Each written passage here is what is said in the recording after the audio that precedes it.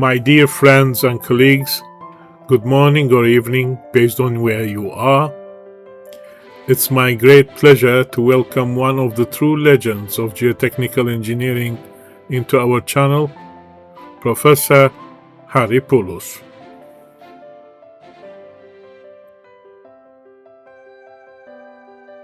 Harry Poulos obtained his degrees from Sydney University in Australia.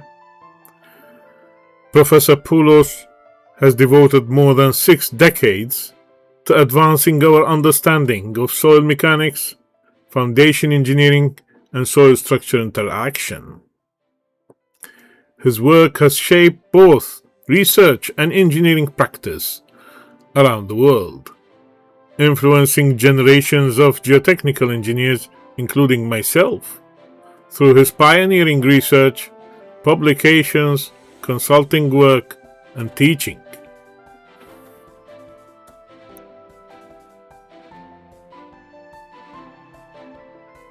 Graduated in 1961 and got his BE with honors degree and continued his studies until he got his PhD in 1965. He obtained later in 1976 the distinguished degree of Doctor of Science in Engineering.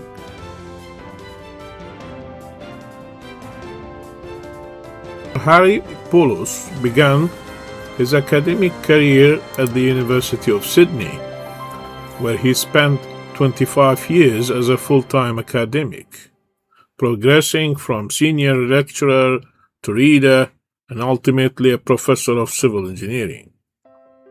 Even after joining the industry in 1989, he maintained his strong ties with the university, where he continues to serve as emeritus professor. He has also been an adjunct professor at the Hong Kong University of Science and Technology since 2001.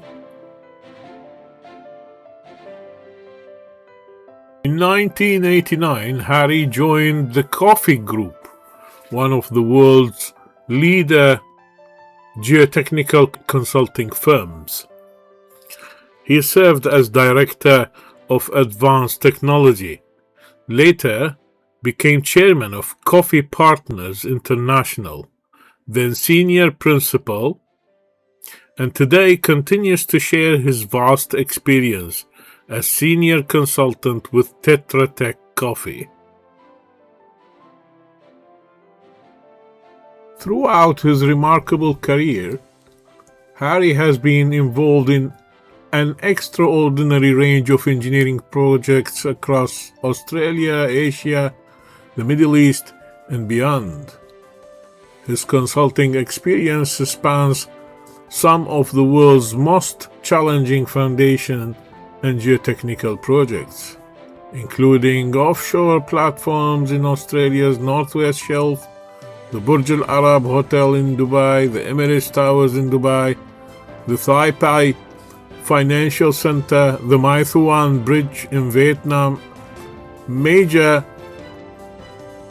projects developments in Hong Kong and Singapore, large bridge projects, tunnels, power stations, high-rise buildings, and many complex foundation investigations.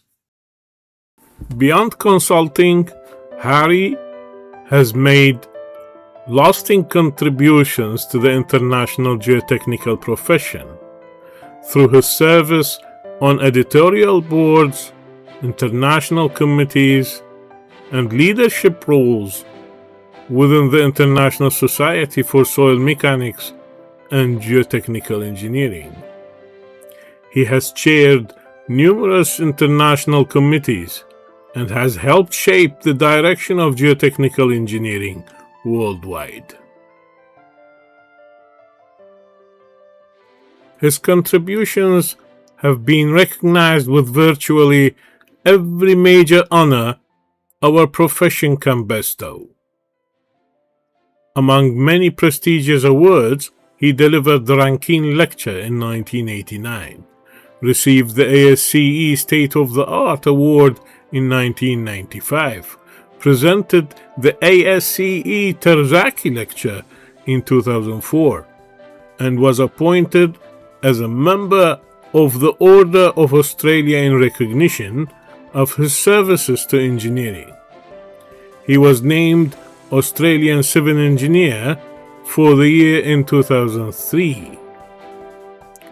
Became the inaugural Geotechnical Practitioner of the year in 2004, and in 2010 was selected as a distinguished member of the American Society of Civil Engineers, the first Australian ever to receive that distinction. His international recognition continued with his election as a foreign member of the United States National Academy of Engineering in 2014.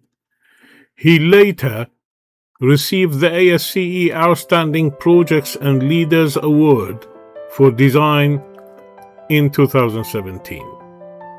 The John Jaeger Medal for Lifetime Achievement from Engineers Australia in 2020. And the inaugural Lifetime Achievement Award from the International Society for Soil Mechanics and Geotechnical Engineering in 2023, and the Rock Science Lifetime Achievement Award in 2025. Today, we have the privilege of hearing directly from Professor Harry Poulos, not only about his remarkable career, but also about the lessons he has learned, the evolution of geotechnical engineering over the past 6 decades, and his thoughts on where our profession is heading in the future. Professor Harry Poulos, welcome, and thank you very much for joining us in this channel.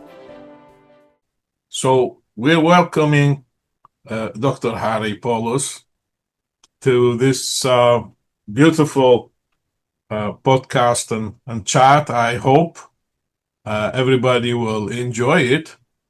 And it's a long time I'm waiting for this. And thank you for being with me. If you like to start, I will start immediately. I will not waste time. Yep, that's fine. I'm ready to go when you are, Ahmed. You are located in Sydney. Correct, yes. And we have around 12-hour difference in time. I think it's probably 14 because it's around 8:30 in the morning here on Tuesday, so it'll be 6:30. Yes. We're 14 hours different. So it's early morning there. So good morning, That's sir. correct. And yes. We're evening now around 6:30. Yes. So let's start about knowing a little bit about yourself. So I would like to know where you have been born and what kind of a family you were raised in. Okay. Well, look, I was born in a town called Katoomba, which is about 100 kilometers west of the city of Sydney. It's located in an area called the Blue Mountains, a fairly scenic sort of area. And I was born as the second son of a Greek immigrant family. My parents came out before the start of the Second World War, and I appeared soon after that. And I went to school in the same town of Katoomba and went to primary school and high school there, and finished there in 1956 and went to university the following year. So that's a very brief synopsis of my early years. Is there any effect from your family to your career? No, because my your family... Your father, for example, your mother? No, there was no no sign at all of engineering within my family. They were simple sort of country people in Greece, and there was never any history of engineering. So how And I did mean, you choose to be a civil engineer? well, my first inclination, to be honest with you, Ahmed, was to be a chemist, and Oh my God. I I also was interested in chemistry. well, But I love chemistry, and I I did. tried to go to College of Science, chemistry Yes. department, but my father said, you will not gain any money from chemistry. Well, he may or may not have been correct, but no, I did a lot of chemistry experiments when I was in high school, and some of them didn't turn out very well and created problems within the house. But my mother forgave me for that eventually. But Maybe like you, you made some hydrogen sulfide. Maybe you made some. oh yes, of course, you do this when you're a kid, and it's a lot of fun for you, but not Yeah. so much for the people around you. Uh, But yes, look, like you, I had this interest in chemistry, and it turned out that to pursue that, I had to sort of be apprenticed to a pharmacist in the first instance, and I couldn't find a place that would take me as an apprentice, and so I consulted my high school advisor, who said, "You're not bad at mathematics, so why don't you try engineering?" So I thought, okay, I'll try engineering. And it was really almost that brief a sort of prelude to my career that I said, okay, let me try engineering and see how we go.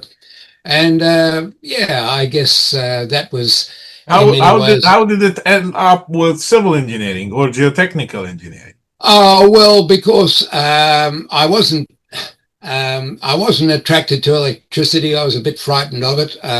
Mechanical, I didn't sort of have any exciting thing. So Some it was young dropping kids. other choices. Yeah, well, it was. I think Okay. it was the bottom of the barrel in terms of choices. But no, look, I'm very happy. The advisor told me that civil engineering, amongst the various aspects, was reasonably broad, and you could do good things for your community and so on. So that seemed to be a reasonable thing to do, and so I did that, and. I did actually do a course in chemistry because that was part of the early curriculum, and I did fairly well at that. In fact, chemistry was the subject I did best in my first year of engineering. But then that was the only time I did it. And I have to say that some of my university colleagues were wondering what's the use of chemistry in civil engineering. And of course, it turns out now that it's the backbone of geoenvironmental engineering. Do you see And that? Yeah. I think we've come to learn that other aspects of science are also very important when it comes to the broader aspects of geotechnical engineering. So that early part of scientific training, I think, was very valuable. My PhD turned out to be about dissolution of gypsum effect on the mechanical behavior of gypsum soil. So there's a lot Yeah, of chemistry in it. Yeah. absolutely. And I So was in a very sense, happy with that. indirectly, you got your choice. And Yes. why do you think that you succeeded in geotechnical engineering? What is the main effect that guided you, or let's say pushed you into this career and made you Yeah, succeed this much? that's a good question, Ahmed. Look, when I was in my final year of civil engineering at the University of Sydney, I majored in two subjects. One was structures, and the other one was, as it was then, soil mechanics. And I found soil mechanics really intriguing because there were a lot of things that seemed to be unknown or indeterminate. And it was sort of not as definitive as structural engineering. Structural engineering, you had a structure and you had methods of analyzing it, and that was the answer. Whereas with soil mechanics, you had to use a certain element of judgment. And so in the end, when I went back, I was invited to go back and got a scholarship to do a PhD. I surprised my structures professor by going up and knocking on his door and saying, I'm going to do a PhD in soil mechanics. And he wasn't very pleased about that, but he accepted it. And I think that was the start of my career. And I put it down actually in some ways to two things. One is my lecturer, who was the late Professor Ted Davis, who was my PhD supervisor and subsequently my colleague at the university in academia, but also to the book by Tertaghi on theoretical soil mechanics, which was at that time the prescribed text.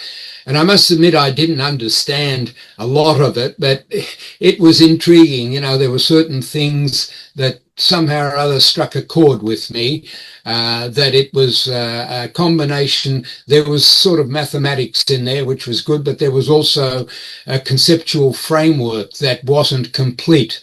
And that seemed to be a little bit intriguing. So I finished up then doing my PhD on the topic of three-dimensional consolidation of footings on clay soils. And I guess that was the start of my exploration of various aspects of soil mechanics and foundation engineering. So you ended up authoring one of the most famous books in geotechnical engineering, that is piles analysis and design. And Oh, I think yes, you have another book also about elastic yes. solutions. Um, the first book I wrote, Ahmed, was Elastic Solutions for Soil and Rock Elastic Mechanics. And solution, yeah. yes, and I did that jointly with Ted Davis, Professor Davis, and it all started off actually when I was on sabbatical at MIT in 1969-70. I had access to their library, and I started collecting solutions from elasticity for various problems in soil mechanics, and I finished up with something like 800 pages of manuscript, and I showed it to Professor Bill Lamb, who I was working with at the time, and he said, "Hey, you know, this has prospects of perhaps being a book that might be useful." And so, to cut a long story short, because he was one of the editors of the Wiley series in soil You mechanics, mean the Elastic Solutions book is also under the same series? yes, it was. Yes, Ah. it was. That series was a very beautiful series, but it was stopped. I don't know why. I think, Uh, I suspect it's probably because in the fullness of time, Lamb retired, Whitman retired, and unfortunately then died. And so why didn't John Wiley continue editing that series? I can't answer. You'd have to ask John Wiley about that. But I think it was an influential early series. Certainly, in those days, there were a relatively discrete number of books in soil mechanics and geotechnical engineering, and so There was a the jump Wiley that time. series was one. Yeah. Yeah, soil mechanics for Lamb and Whitman, soil Yes. testing for engineers, Yes. your book, Piles, Analysis and Design, Yes. the Yes. Elastic Solutions, J.K. Mitchell's, Yes. I think, Fundamentals of Soil Behavior. Sorry, That's right. Fundamentals of Yes. Soil Behavior. These Yeah. were great, great books. I have read them all, and Yes. I I was advised by my supervisor when I started working on piles in 1983. He said, first, before everything, you start reading this book. Oh, So well, that was I very nice of started your I supervisor. started my life with in piles with your book, by the way. Oh, right. Yeah, Well, uh, uh, I'm it's good glad we it wasn't talked an about impediment. it's good we talked about elastic solutions. So I want to know your opinion about this question. I prepared for you, in fact. It was uh, how reliable you see the elastic solutions and elastic theories in geotechnical engineering, would you accept loss of accuracy versus cost in design?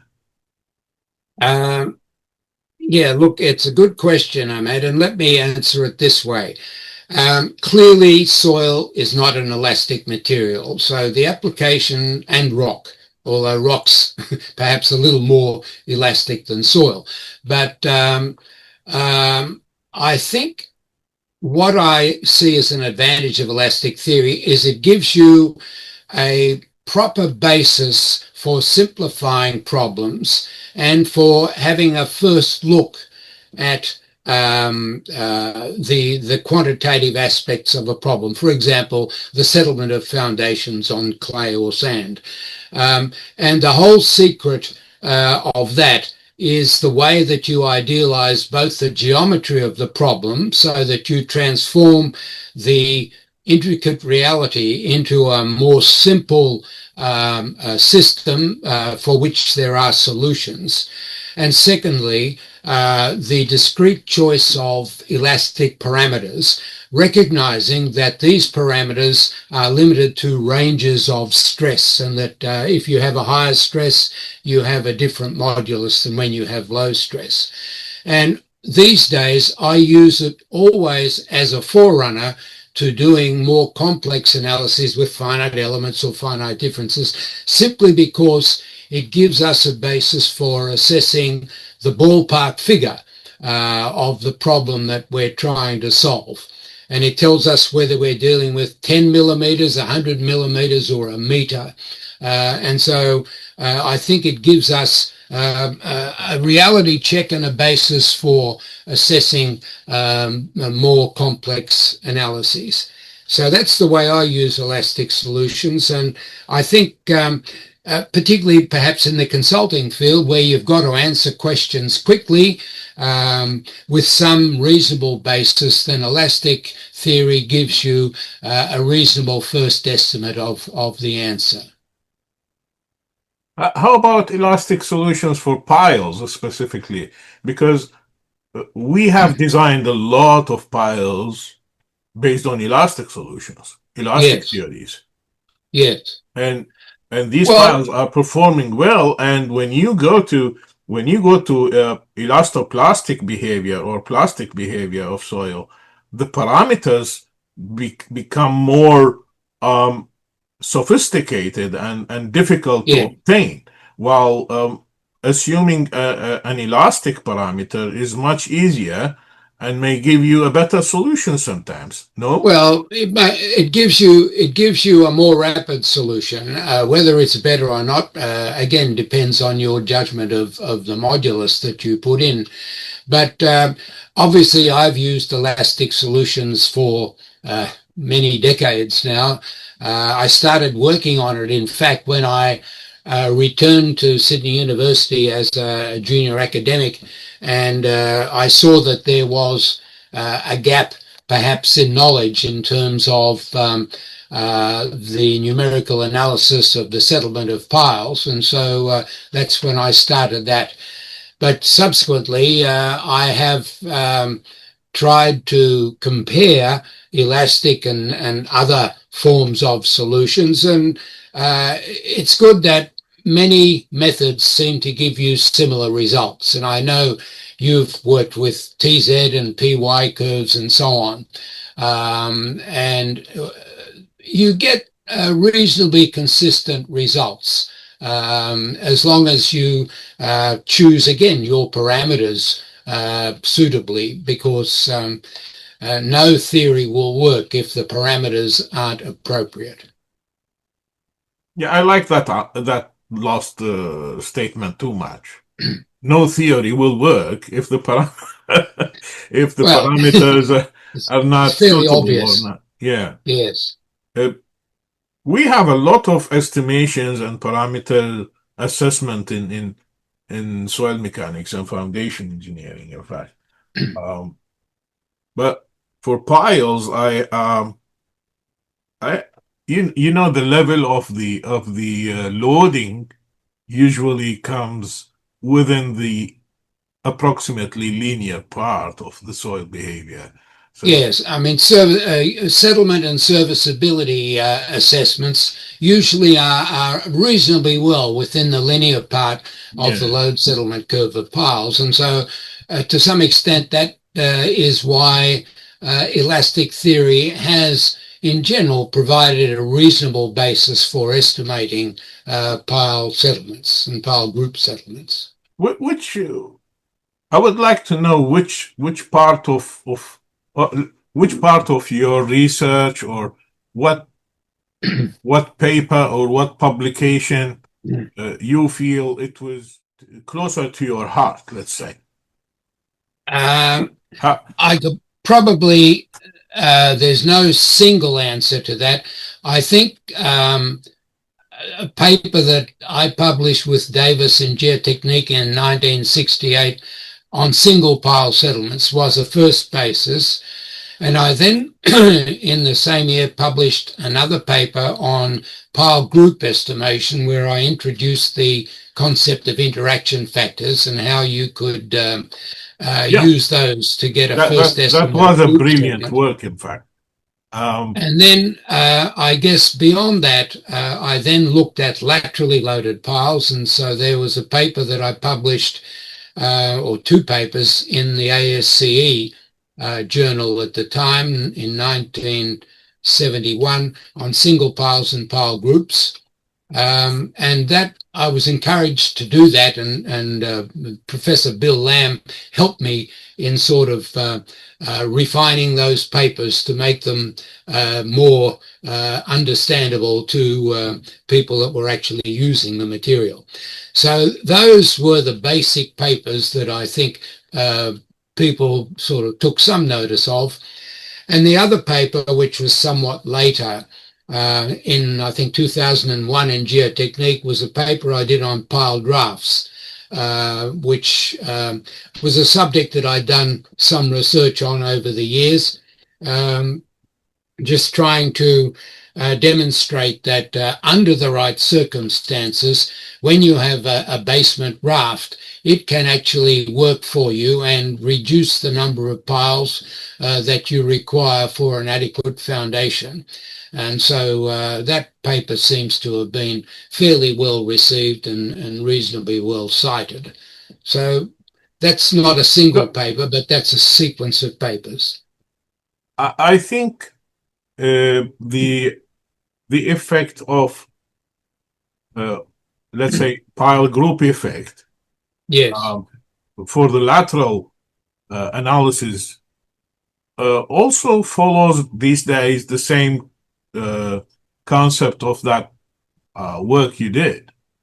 Yes, it's been refined by a lot of subsequent work, and quite rightly, because there were certain shortcomings of the elastic theory that have been shown to be not correct. In reality, the front piles do a lot more work than the back piles, but in Of course. elastic theory, they both sort of work the same together.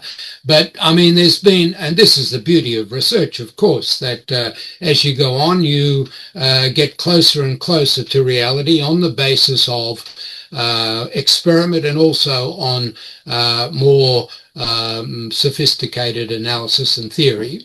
What would be the main points that you may consider while doing a research in geotechnical engineering? Do you give more um, do you give more attention to the soil parameters or the interaction with the foundation, or do you think the foundation behavior or definition is more important? How do you shape this this kind of a problem if you are starting doing Yeah, research not in an foundation engineering and geotechnical engineering? not an easy question to answer, Ahmed. I I, think I I don't clearly. I don't ask easy questions. No, well, that's right. And so I have to try and answer the difficult question. But look, I think it is a problem of interaction, and clearly one has to have a reasonable understanding of the soil and how it behaves under the circumstances of the problem that you're trying to solve. So, for example, in the simpler problem of a single axially loaded pile, the soil behaves largely in shear. And so, we can sort of accommodate that in our model. If you look at laterally loaded piles, now you've got a more direct normal loading certainly on the top of the pile, and that varies along the pile. And so that's then requires you to reassess the way in which you simplify your model of soil behavior. So it's clearly a different sort of response laterally to what it is axially. And if you then apply cyclic loading to piles, then again, you have to modify your soil parameters because you have to take But into account the way that I soil behaves. understand that you will give more attention or more consideration to the soil behavior than the foundation material itself. So you go to In gen, you study the soil behavior, soil parameters, soil interaction with the foundation yes. more than the foundation material itself. In general, yes, but we have to be a little bit guarded on that one, Ahmed, because there may be circumstances, and for example, piles that are used to stabilize slopes, and that's now being done fairly routinely. The actual material behavior of the pile itself and the possibility of fracture or bending a fracture of the pile is a very important aspect. So you can't overlook the behavior of the foundation itself. In many cases, normally with piles, it's the soil that's the critical aspect, but there are some where the foundation strength itself is in fact the dominant feature. Of course, yeah. Well, the main behavior of the foundation system depends on the soil than the Yes. foundation material. Um, I can't stop asking, but let's talk about a little bit your work in Dubai. How? Oh, Yeah. What do you think of Dubai? Because I met you there for the first time, uh, indeed. and I have a photo with you there, but it's an old Yes. photo with a simple camera, so simple phone camera before these new smartphones. So it's not a very good one, but I will show it. Uh, I will show it. You want to see? well, I think we were both a few years younger in those Yeah, days, yeah. but yes, by all means. Always like seeing old photos of former selves. This is the photo. Yes, there we are. We're both Yeah. looking a little younger than we are now. This was in Well, IQPC symposium. correct. Uh, Yes. Yes. Okay. Well, thank you for showing, and of course for passing that on to me. That was that was a nice memory. Um, I met you again. You came again in another conference, which was held by Midas. yes. Yeah. Yes. Okay. Yeah. Yes. I've been to Dubai obviously a lot of times, and You worked you asked. in Khalifa in Burj Khalifa also, right? You worked. Indeed, Yeah. but that was not my first encounter actually with Dubai. My first job in Dubai was actually related to the Burj Al Arab, the famous hotel building that looks like a sail. And I'd been approached by somebody from the firm of Atkins in the UK because they realized that the foundations were on calcareous, weak calcareous rock. And I had done research in that area, and particularly in terms of the effects of cyclic loading on piles in those sorts of materials. And so I was asked to advise on the foundation design for that building. And so I spent some time in Dubai working with Atkins on that. That was when you were in coffee or before? It was when I was in coffee, but still also associated with the University of Sydney. So I had a sort of dual role in those days. It was in 1994. Um, but yes, I worked on that, How and then many projects you were involved in Dubai, by the way? oh goodness, probably more than a dozen or so. Whoa. Um, Most probably they are all very big, iconic projects now. well, Well, yes. I mean, the next ones were the Emirates Twin Towers a Oh, couple of years after I that. didn't know that you worked on that one. Oh, well, we actually did the design for the foundations on that one, yes. So we worked with the structural engineer Haider Uh, on that one. And that, yeah, I mean, these are very attractive buildings. At the time, they were the ninth and 13th tallest buildings in the world. Now, I think they're still in the top 100, but only just. They were 355 and 305 meters tall, respectively, for the office and hotel tower.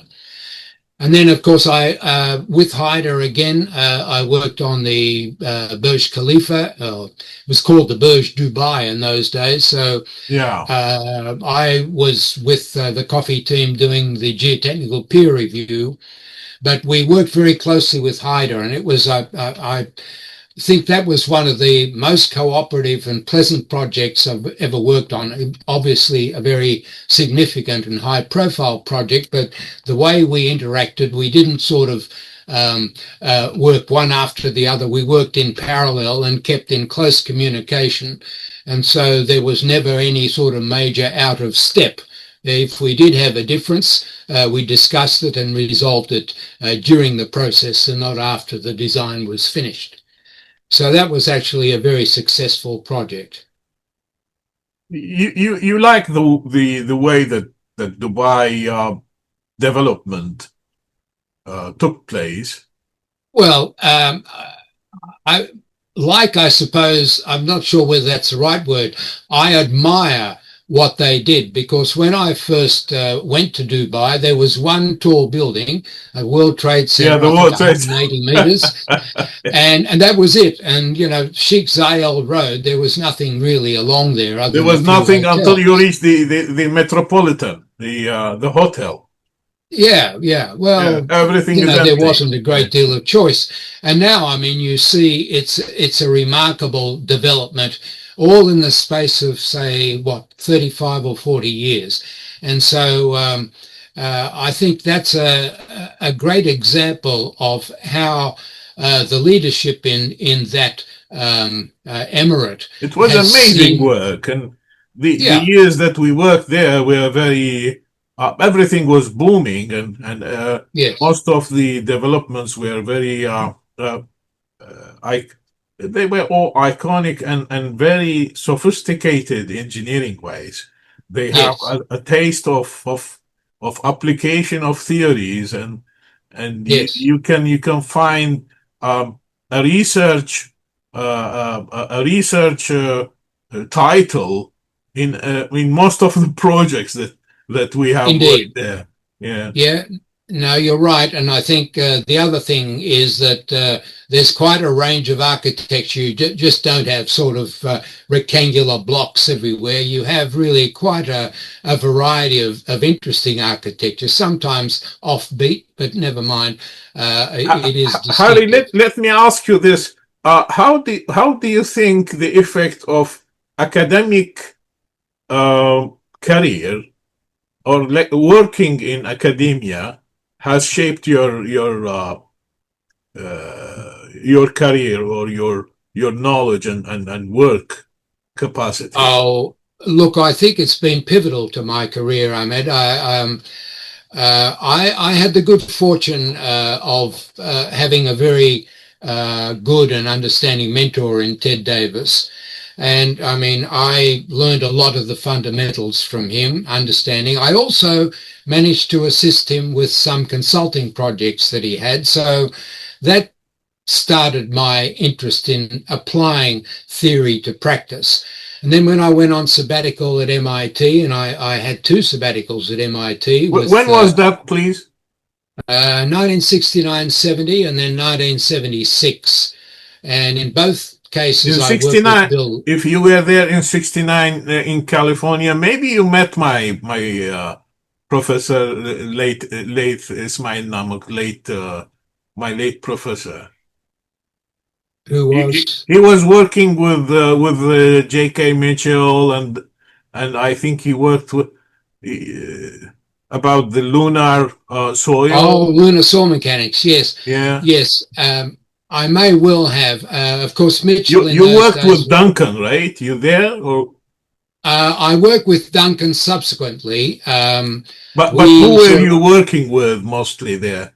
at MIT with Lamb and Christian and D'Apollonia and Ladd, the late Chuck Ladd. Apollonia and Yeah, Lad. that's David D'Apollonia, the son of Elio, who started off the well-known consulting firm of D'Apollonia.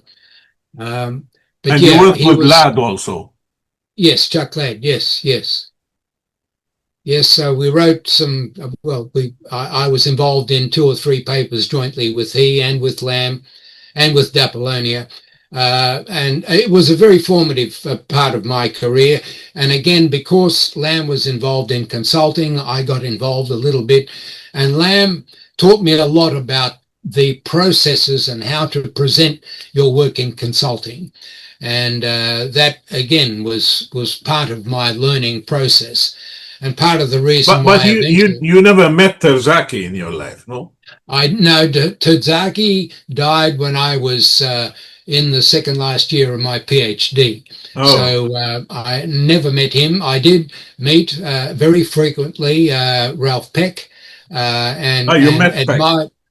He was really an idol of mine in the way that he conducted himself, the way that he applied his knowledge without necessarily doing complex analyses, but he had an unparalleled understanding of what was going on in soil and in foundation systems. And he was just an admirable gentleman, and I learned a lot from him as well. Was the transition from academia to practical engineering um, gradual, or you stopped someday and said, "That's it, I'll go to Uh, consultation now"? no, it was very gradual, Ahmed. My transition started when I received an offer. I had sort of become a little bit concerned about the direction in which universities were heading. And this is in the late 1980s. And I then spoke to this with somebody I knew from a consulting firm. And a few weeks later, I got an offer to join them. And I thought long and hard about that. And I negotiated with the vice chancellor of the university to have a part-time appointment still at the university, but to spend most of my time with the consulting firm. So over a period of 12 years, I was actually both an academic part-time and a consultant more part-time than an academic. So there was that transition. And over that period, I have to say, I supervised a number of PhD students and projects which had a practical basis that I brought back from consulting projects.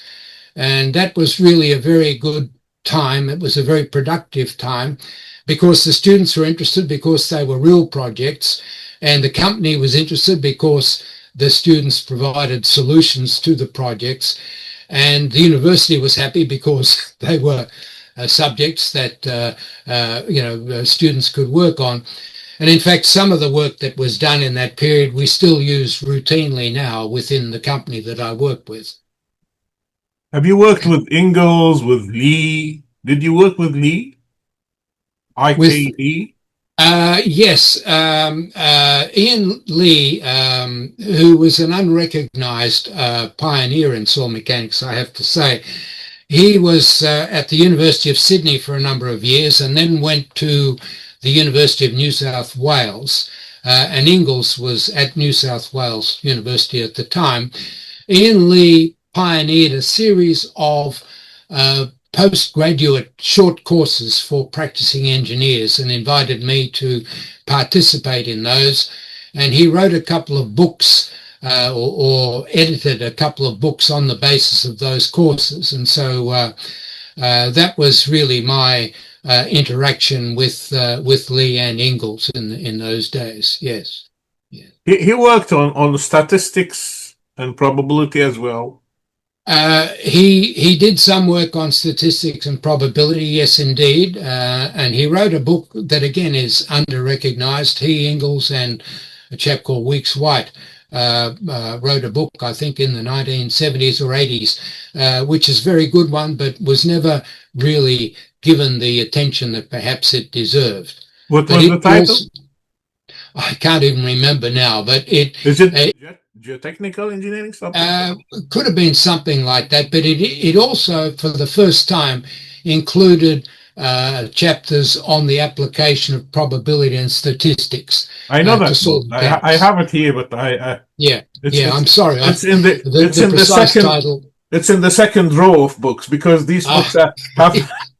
Yeah, well, it's in my second office, I'm afraid, so it's even more remote. I would like to know your opinion about this because I'm interested about knowing how statistics and probability will take, how much role it will take in soil mechanics and geotechnical engineering. I think that's a question that's been asked for the past 40 or 50 years, Ahmed.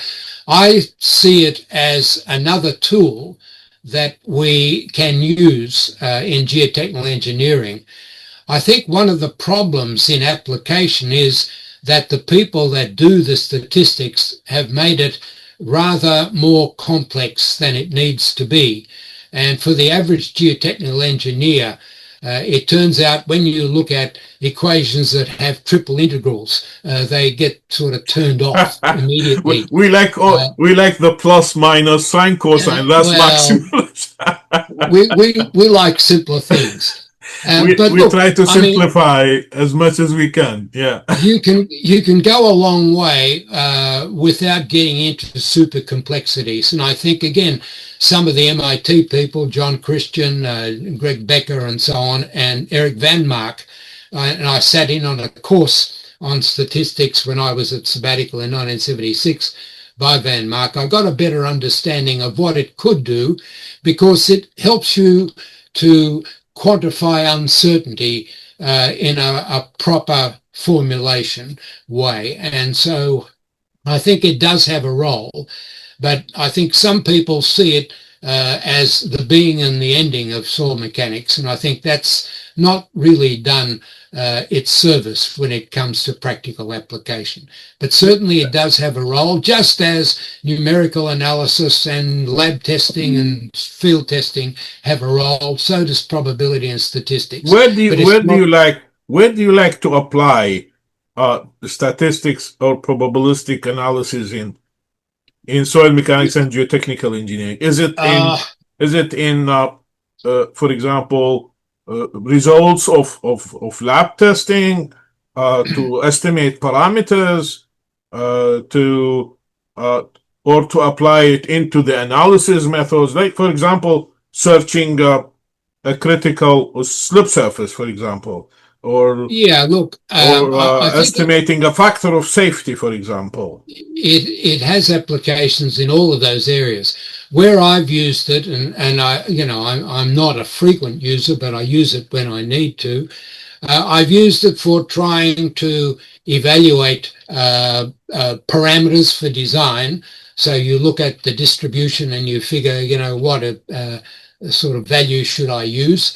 And I've also used it for problems, really practical problems where you're looking at, for example, large oil tank, and you're concerned about differential settlements around the perimeter of the tank, and that can be due to fluctuations in the soil properties and the soil stratigraphy. There you can get some rational assessment of what sort of maximum differential settlements. That leads us to ask this question. Would you prefer using the old factor of safety uh, which is not old. In fact, it is being Yeah. used. So the factor of safety method of deciding the failure or the acceptance criteria, or you would like to go to probability and reliability or analysis of the Ah, results. Yeah. that's a tough question. Look, I think factor of safety is embedded in our practice, and I can't see it leaving soon. Where probability comes in is really in terms of estimation of the potential financial liability if something goes wrong. So if you've got a project that's worth 30 million and you've got a 1% chance that something could go wrong, then you get a direct estimate of the potential financial loss. And I think it's those areas where probability certainly can do what factor of safety can't do. In fact, the questions I have, they will never end. So I'll No, go to another line of questions in your yes, career. Did you test soil specimens with your hands in the laboratory? absolutely. I did so certainly What kind during of my, consolidation, yeah, triaxial, yes, K-naught direct shear tests. In fact, I sort of helped develop a particular cell for doing K-naught testing in early days. We're talking, 50, 60 years ago, which was used for quite a time after. But yes, I did those for my PhD and so subsequently you for a mean lot of, in the triaxial setup, you control the yes, but lateral strain. it was a very specific, it was actually not the conventional triaxial cell, but a very stiff brass cell.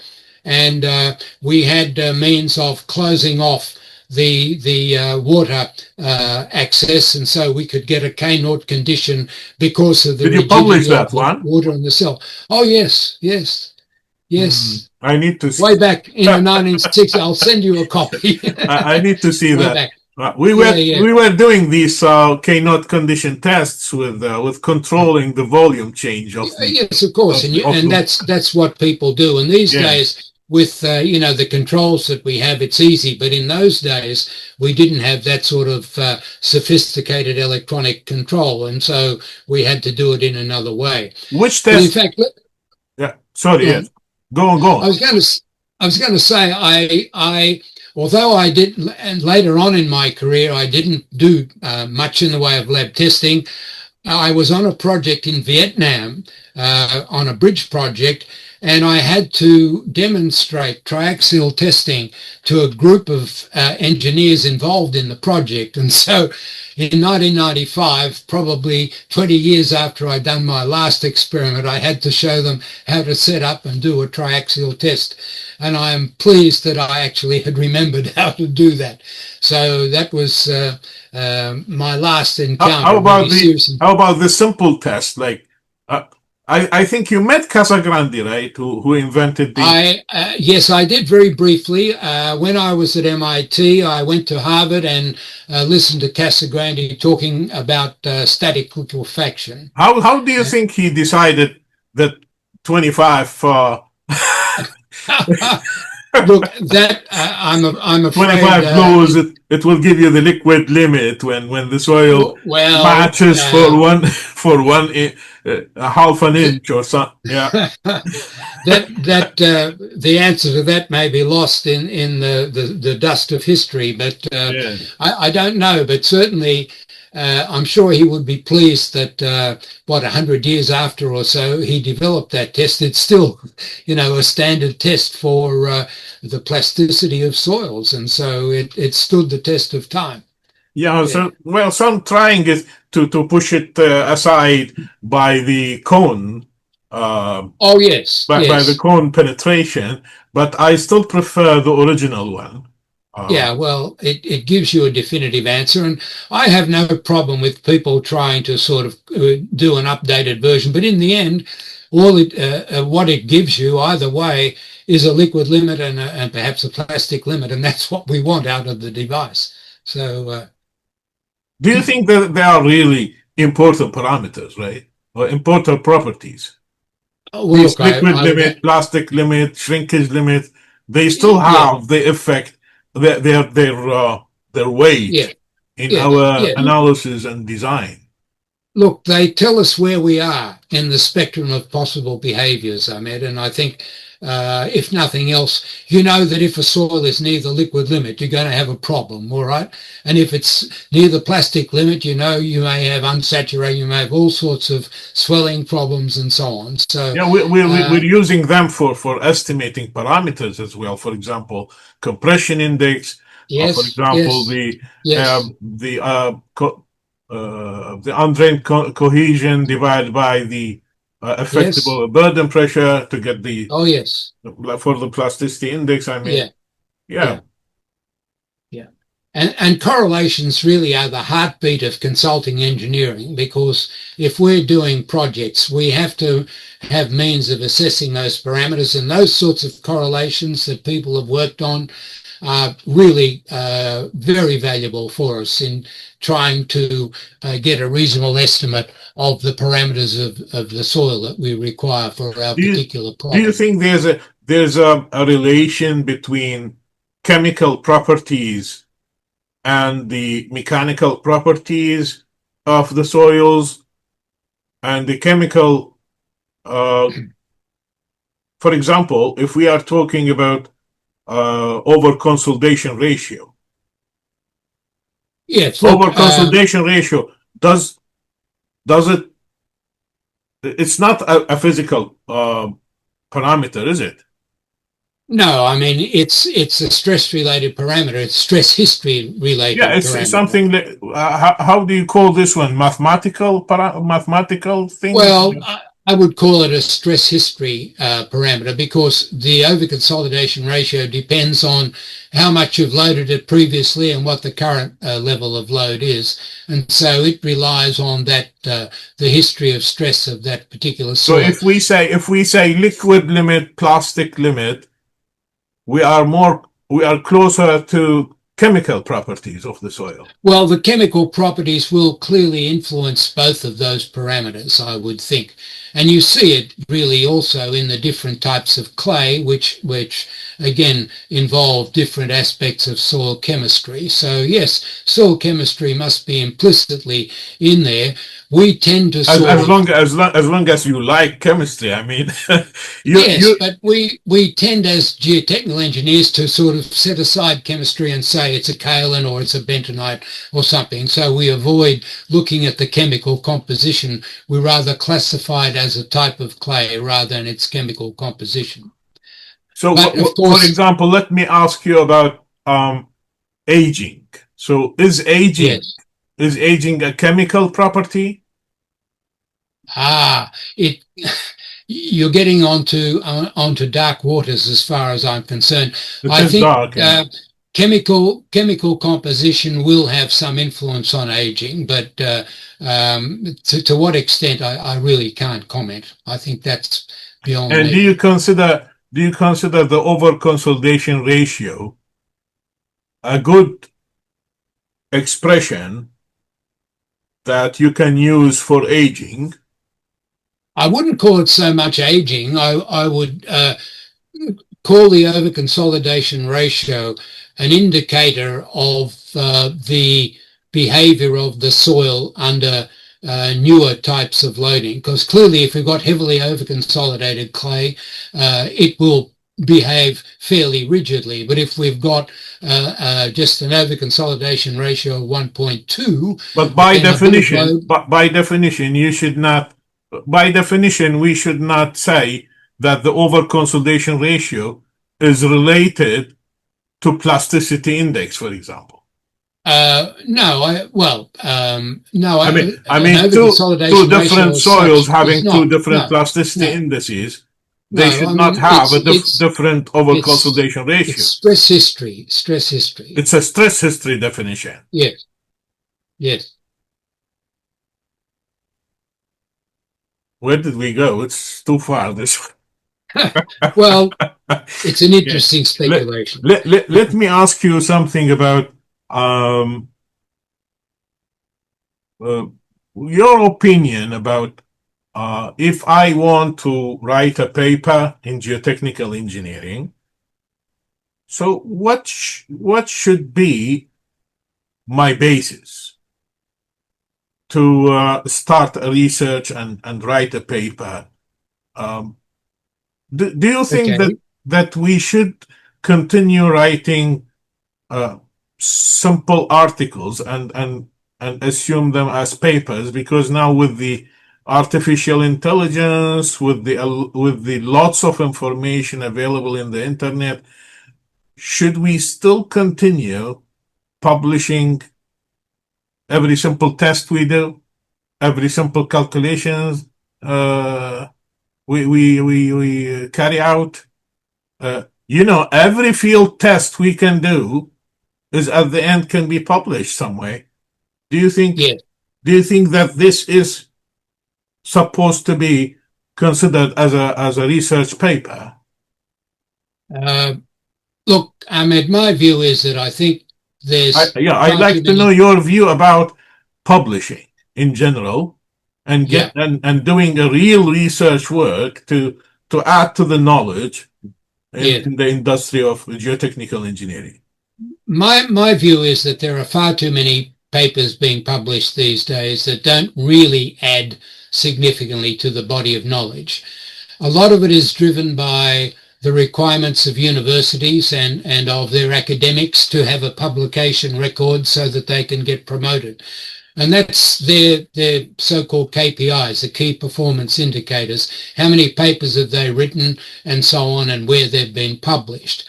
And I think um, when I started, there were two or three journals in soil mechanics and foundation engineering. And if you published one paper in 2 or 3 years, it was seen. These days, I don't know how many journals there are, many. And of course, if you publish a paper, even in a well-recognized journal, people may not take any notice of it, even if it is a really good, groundbreaking paper. In answer to your question, I think there's far too much being published. I think what there isn't enough of are really solid state-of-the-art papers that every 3 or 4 years review and update our state of knowledge in specific areas. This should be the function of international conferences, that they should, in my view, comprise very dispassionate state-of-the-art reviews of specific topics in our subject. And in many ways, there have been, and you will know this too, in international conferences in the past, there have been groundbreaking papers. Peck's paper in 1969 on excavations and tunneling is still referred to today. Yeah, 50, before 60. we were using conference papers, Yes, and they were some of the papers yes, became solid basics absolute. Yes, of soil mechanics and foundation engineering. yes, yes. Well, now when you say to someone a conference paper, it was it's Well, just a conference paper. and and to a Everybody's certain, writing for conferences now. yeah, well, and to a certain extent, universities are to blame for this because the way the system has evolved, you get less credit for a conference paper than you do for a journal paper. And then even in journals, they have a hierarchy of journals. And so if you publish in Geotechnical or ASCE or Canadian journal, you have a higher rating than if you publish in some lesser journal. And so that's, everything these days unfortunately is quantified in academia, and to some extent I think that has led to overpublication. But But AI will anyway, solve this equation, I think. So the artificial intelligence now helps you to distinguish. a good publication from a repeated information. So Yes. because Quite. if you have a question about any subject and you ask that to the AI will tell you an answer, and you can Yes. challenge the AI for that answer and say, where did you get You can. where? Yeah, and Yeah. also AI now you can with AI you can also check the published material whether it is an original Yes. publication or it's Correct. repeated information in a different way.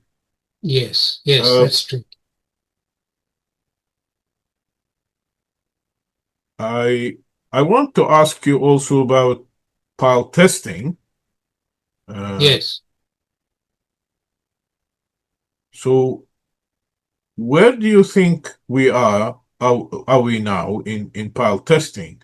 So how much do you give, for example, importance to lateral load testing? How much do you give importance to cartilage uh, against Yes. cartilage load tests? And uh, do we really need to go further with the loads applied, or model piles are acceptable for you? Right. Okay. You raise a whole And, series and, of and let's questions let's there. end with the bidirectional static load test. Okay. So let's have Well, a little bit about this because I okay. want people to know your opinion about pile testing. Okay, thanks. Well, let me start off with lateral load testing. I think certainly I do quite a bit of work with tall buildings, and there it is important because the lateral response of piles is a factor, and we need to make sure that we are able to assess the lateral response of piles, both with respect to seismic and also with respect to wind loading. So stiffness and dynamic stiffness in particular for human comfort is important. So lateral load testing, yes, I believe it should be done and certainly is done. I mean, any projects I do, I insist that they do lateral load tests. Do you, And do, do they're you do easy. the do you do that testing on Yes. a real pile dimensions or a model pile just to Well, know the that's soil a good behavior? question. Quite often, it's not feasible or too expensive to do full scale. But as long as you do, I mean, we've done 900 millimeter diameter piles and applied the results to 1.5 or 2 meter. I think that's okay as long as you interpret the results appropriately of the 900 tests. Um, But you I insist that wouldn't the sort pile type will be the same. Like for the example, pile yeah, installation type should, yes. So if you're ah, doing a board pile, it must be it should be a installed. board pile, yes. Absolutely, yeah, or whatever. Yes, if it's a driven pile, So then at least drive the you pile cross out, you cancel the effect of the installation method. to a major extent. Yes, Yeah. yes.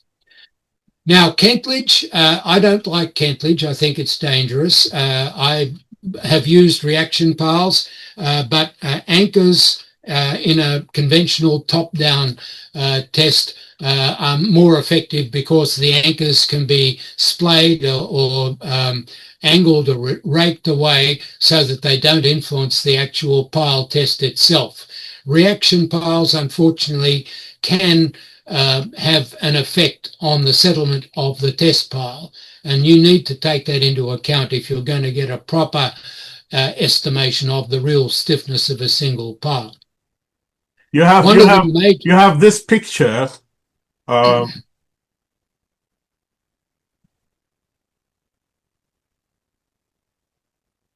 you have this picture. oh yes, You can you yes, can you tell me that's for which testing project for was the this one? Emirates. That's testing for the Emirates towers. And we had then a fairly large, I think that was a 1.5 meter diameter pile.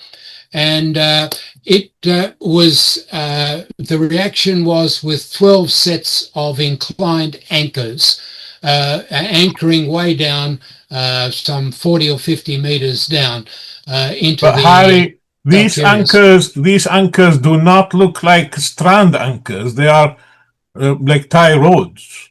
Yeah, I can't recall the details of them, Yeah. but yeah, they may well be. But no, I thought they were actually strand anchors. But it's With 30 odd years ago, so with two crowns, you apply how much load you applied with these two crowns? 3,000 tons. That's amazing. Very good one.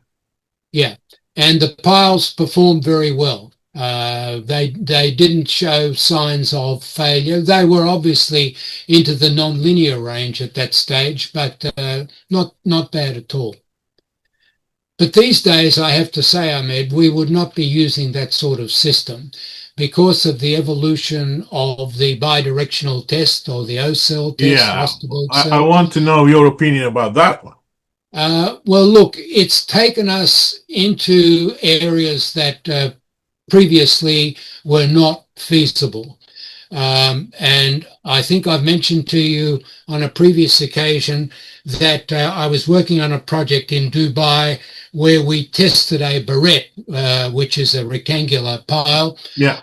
and loaded it up to a total load of 363 meganewtons. That's 36,300 tons, roughly, with bidirectional loading, and it didn't fail. With one level of cells I or two think there were two levels. levels. There were two levels of O cells, but that I believe is or was at the time a world record.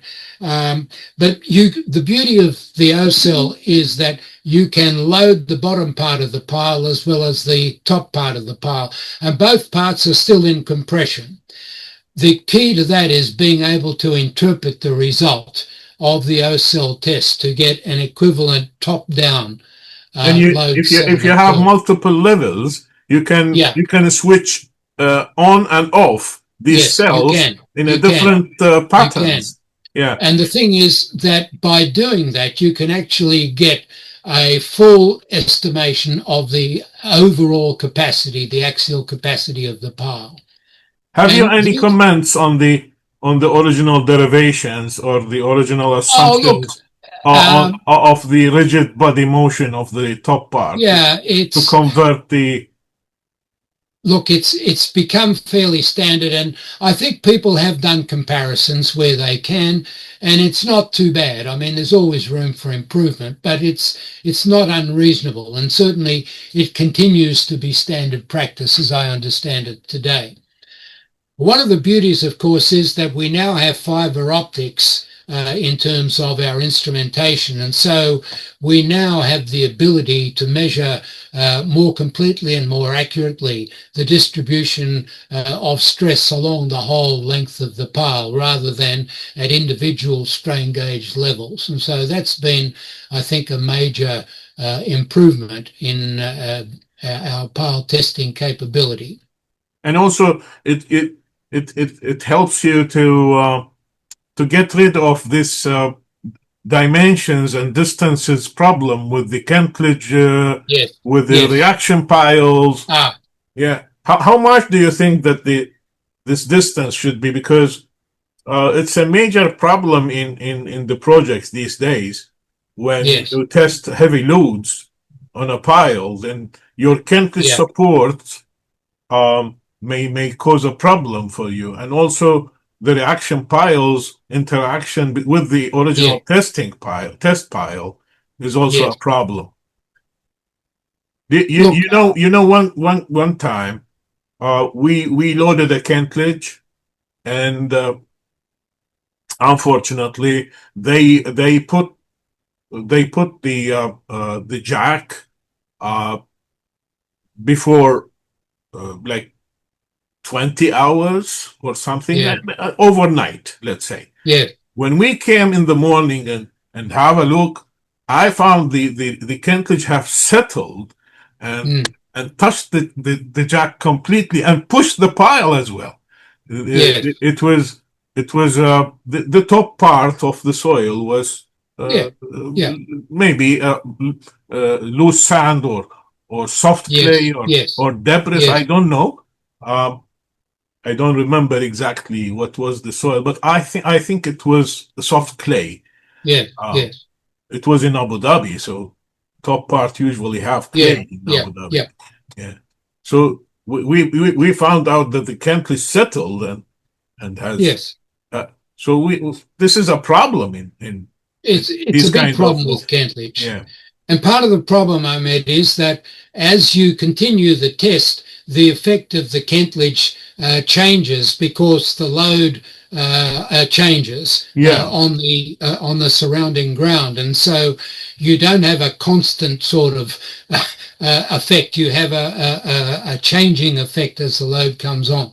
So And I mean, you really, need also very long reference beams oh yes, away yes, from the and testing. it becomes, I mean, from a safety point There of there view, are a and lot also, of there are a lot of parameters involved yeah, yeah, in the yeah. results of a Cantley I system. would say if you can avoid Kentledge, do so because it's just Well, it's it's good for certain level of loads. I think I have tested very heavy Kentridges.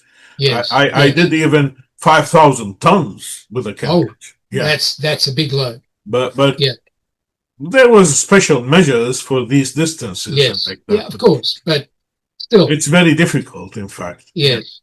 And I think the logistics these days of the bidirectional cell is so much easier than the Kentledge issue that it's sort of becoming almost the standard. Not always, it can't always be, but for big piles, board piles, it's much easier. I am very pleased I met you on this channel and I recorded for you this conversation, which was a very beautiful one, by the way. I liked Well, it. thank you. And I I appreciate if you accept another one later. No problem. We'll discuss more specific things By if all you don't means. mind. Yeah, No. and I'll have no words to thank you enough Well, for well, being with us, and people will get a lot of uh, our colleagues, especially the geotechnical engineers, will get a lot of benefit of this conversation with you. Uh, well, well, thank you, Ahmed. I mean, I I don't really want to do take more time appreciate today this. with you from you, and uh, It's been my pleasure. I hope you will have a better day and a good day today because your time now is around 9 o'clock, 9:30, It's 9:45 a.m. nine Yes. 9:45. Yeah. Yes. Very So good. enjoy your day. Okay. Thank you Thank so you. much, sir. And Pleasure. I'll be in touch as soon as possible. Very good. And Okay, Ahmed. thank you very Thanks a much. lot. Thank you. Enjoy the night. Bye Bye then. bye. Bye bye.